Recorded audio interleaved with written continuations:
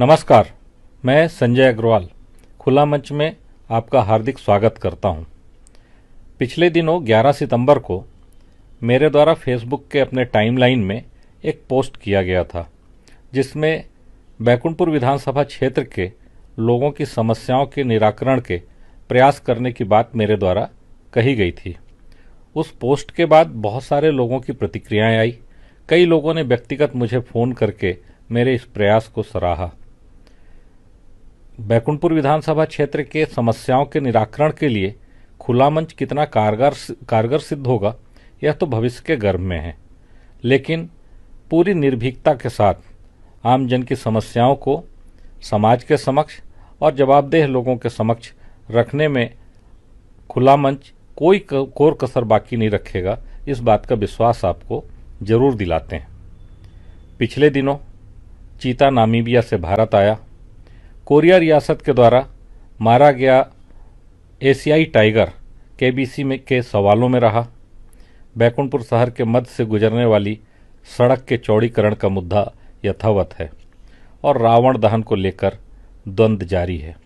इन सब के बीच आज खुला मंच जिस बात को लेकर आप लोगों के सामने आ रहा है, उसके लिए बहुत सारे लोगों की समस्याएं, बहुत से लोगों की शिकायतें खुला मंच को प्राप्त हुई, और वो मुद्दा है बैकुंठपुर के बस स्टैंड में भ्रष्टाचार की नींव पर खड़ी 6 दुकानें। आखिर मामला है क्या? मामला ये है कि 12 जुलाई 2021 को नगरपालिका बैकुंठपुर के द्वारा बैकुंठपुर के बस स्टैंड में बनी 6 दुकानों की नीलामी खुली बोली के द्वारा की गई, जिसमें 3 भूतल की दुकानें और 3 प्रथम तल की दुकानें। आज मुख्यतः अपन जो बात करेंगे वो भूतल की 3 दुकानों की बात करेंगे। दुकान क्रमांक 1, दुकान क्रमांक 2 और दुकान क्रमांक 3। दुकान क्रमांक 1 की बोली 47 लाख रुपए गई, दुकान क्रमांक 2 की बोली 61 लाख रुपए गई और दुकान क्रमांक 3 की बोली 73 लाख रुपए गई। अब नगरपालिका का जो नियम है उसके अनुसार 24 घंटे के अंदर बोली की 50% राशि नगरपालिका के पास जमा करना अनिवार्य होता है। तो दुकान क्रमांक 2 के सफल बोलीदार गौरव प्रकाश ने 61 लाख रुपए की 50% राशि 30,50,000 रुपए समय से नगरपालिका के पास जमा कर देते हैं। लेकिन वहीं दूसरी ओर दुकान क्रमांक 1 और दुकान क्रमांक 3 के बोलीदार 24 घंटे के अंदर 50% की जो राशि है वो नगरपालिका के पास जमा नहीं करते, और यहीं से फिर खेल शुरू होता है। और आखिर खेल है क्या?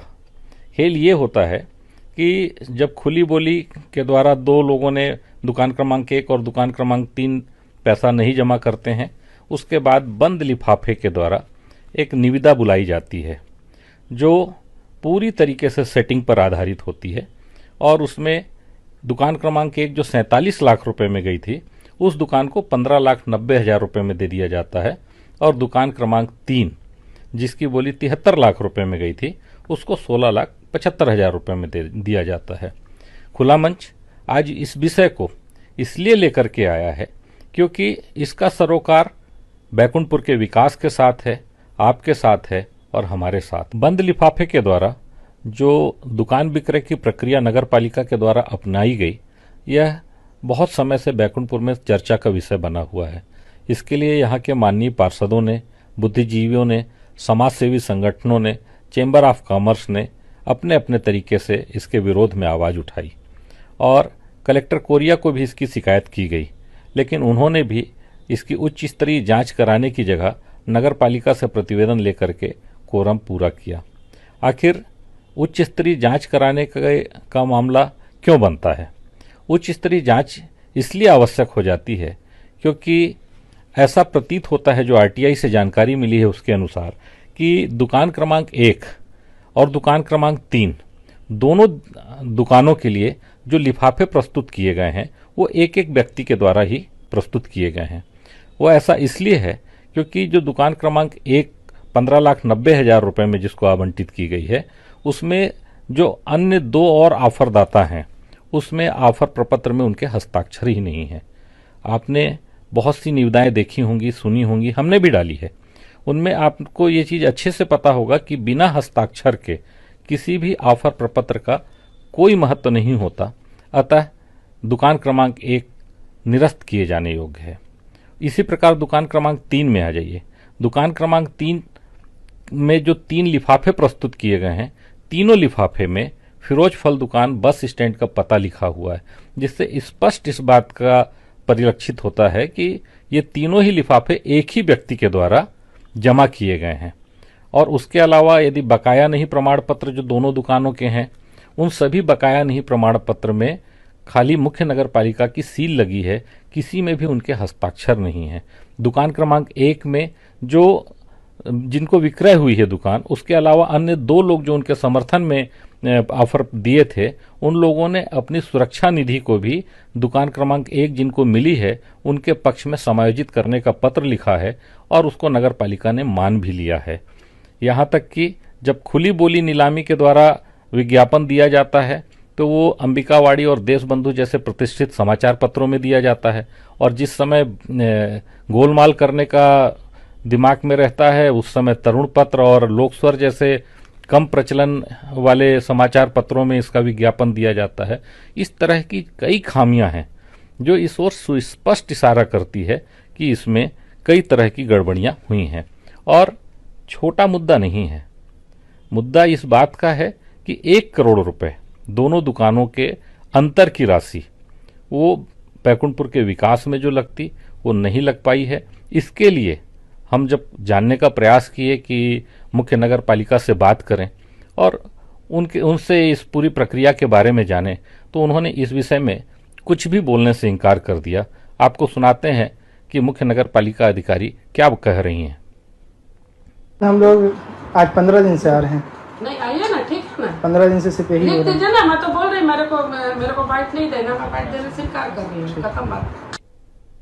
दुकान क्रमांक 2 के सफल बोलीदार गौरव प्रकाश अपने आप को ठगा सा महसूस कर रहे हैं, क्योंकि जब उसी जगह में सेम साइज की 2 दुकानें उनके अगल बगल की, एक दुकानें 15,90,000 रुपये में और दूसरी 16,75,000 में जाती है, ऐसे में उनको लग रहा है कि उन्होंने समय से जो नगर पालिका के नियम के अनुसार पैसा जमा किया है वो गलत किए हैं। आखिर गौरव प्रकाश हैं कौन? गौरव प्रकाश इस शहर के प्रसिद्ध डॉक्टर हरिंद्र प्रसाद के सुपुत्र हैं और उन्होंने काफ़ी समय तक अपनी सेवाएं इस शहर को दी हैं। कोरोना काल में अल्प समय में ही वो हमारे बीच में नहीं रहे, लेकिन उसके बाद भी एक सभ्य समाज का दायित्व क्या होता है? आपका और हमारा सबका ये दायित्व होता है कि यदि उसके साथ में कहीं कोई अन्याय हो रहा है तो उसके साथ में खड़े रहें। इस संबंध में डॉक्टर हरिंद्र प्रसाद की धर्मपत्नी कुसुम प्रसाद का क्या कहना है, आप सुनिए। मैं डॉक्टर हरिंद्र प्रसाद की वाइफ हूँ और मेरे हस्बैंड कोरोना में डेथ हो गया है, और उनका जो भी पैसा मिला था, मतलब उस पैसे से मैं सोची कि मेरा बेकरी का दुकान वो खोले थे बेटे के लिए, तो जो पैसा हमको मिला था हम सोचे कि नगर पालिका का जो दुकान है उसको ले लेंगे तो अच्छा रहेगा। लेकिन हम नहीं जानते थे कि मेरे हस्बैंड नहीं रहेंगे, उन कोरोना में डेथ हो गया।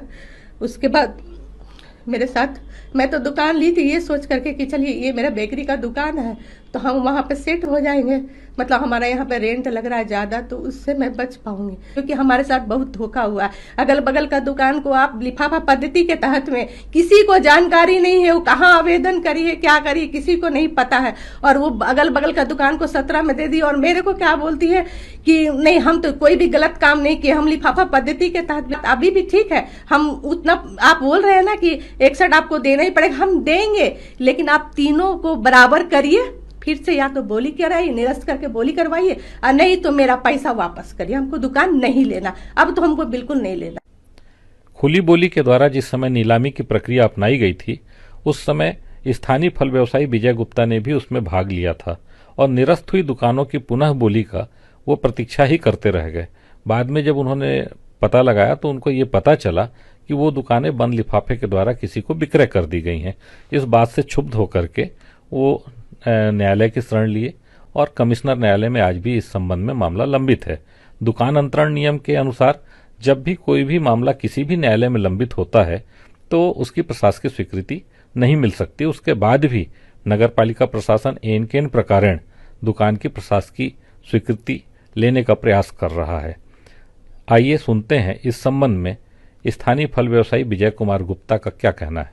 रात होने के बाद ये था कि दुकान अभी निर्माण पूरी तरीके से हुआ नहीं है।